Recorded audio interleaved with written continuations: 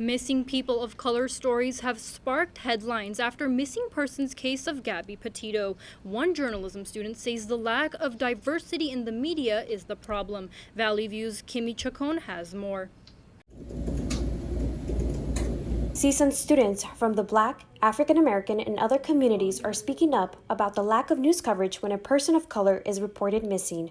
And then at the next screen, I think it's going to say... The Sundial's Michaela Huck says diversity in newsrooms is essential to storytelling. She says reporters should be knowledgeable of these issues that are important to a community. How can you report on issues involving a certain community if you have never talked to or spoken to that community? I think engagement in reporting is very important.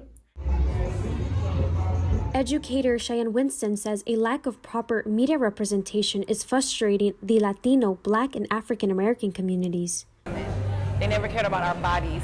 And I think that that's very important to say, because when you think about representation in the media, you think about who owns the media. Like they wouldn't have traditionally thought of African. CSUN communications professor Joel Mule says many local news stories tend to focus on trends or feel-good news instead of reporting on problems embedded in communities. Sometimes they're human interest stories as opposed to stories about systemic behavior. Huck says she and other CSUN journalists are paving the way for diversifying newsrooms, and that should improve the media news coverage of people of color communities. Reporting for Valley View News in Northridge, I'm Kimmy Chacon.